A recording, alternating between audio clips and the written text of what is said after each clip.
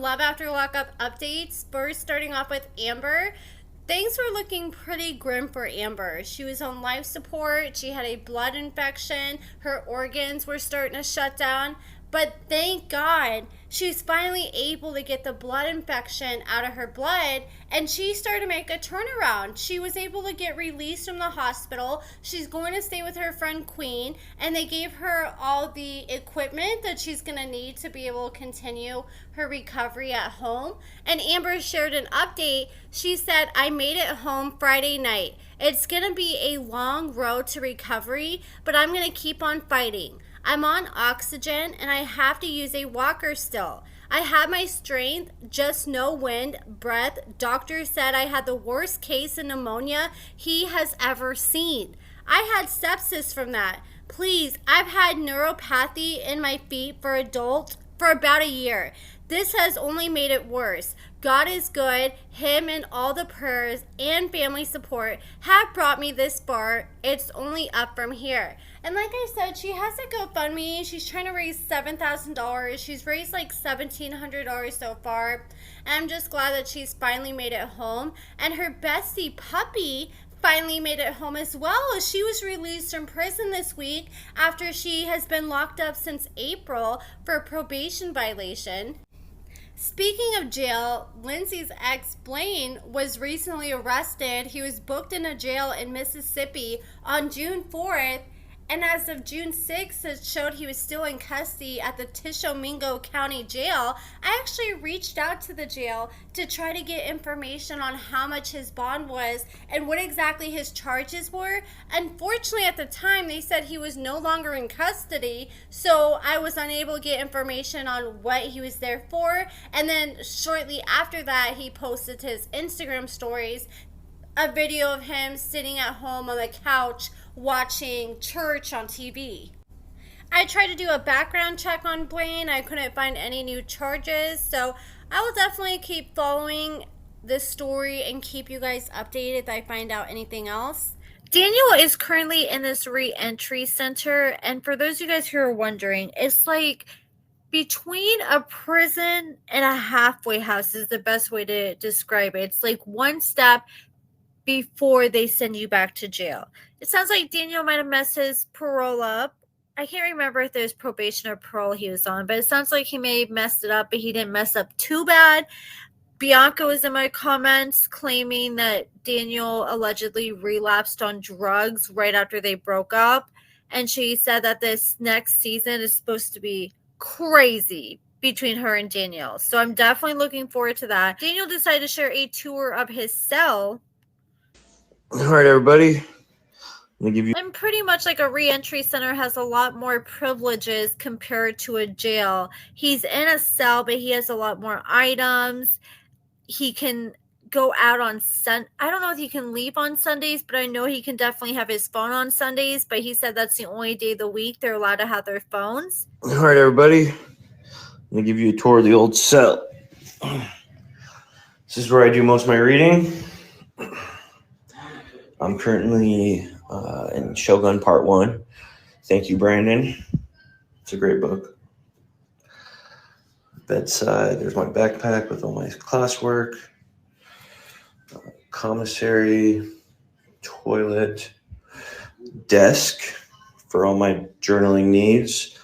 My weekly goals. It's my dresser. These ones I've already finished. And I got more down there just waiting for me. Trash can. My little tomato plants, still waiting for them to sprout. And my bed. All this, all to myself. He's honestly really lucky he doesn't have a roommate. I think it's only a matter of time, though, before they do move a roommate in there. If it's a 2-bunk cell, I'm sure it's intended for 2 people. I meant to include this next story in my last Love After Lockup Updates video, but I forgot. So, a lot of people have been speculating that Michael and Chelsea are back together, and they have officially made it Facebook official that they are indeed back together. I wonder if he plans on moving back to Ohio, because I know he just moved back to Kentucky. Kaylee is doing amazing on her weight loss journey. She went from being a size 3XL, 285 pounds, to a size large/extra large at 230 pounds. So she's lost 55 pounds so far, and so that's a big deal. So congrats to her. And Zaria revealed that she was pregnant. I believe she revealed that in early January. So with it being June, she should be at least 5 months pregnant. Well, she posted this picture to her story, and she does not look pregnant at all. And with Zaria being so small, I feel like we should really be able to tell if she's pregnant. So I'm just so confused. Like, is she still pregnant, or what is going on? I guess we'll find out on this next season of Life After Lockup. Demadric and Kiana are still going strong. They've been posting a lot of TikToks together and been going live. And Bianca showed off her new man, and she really hasn't shared anything else about this guy besides this picture.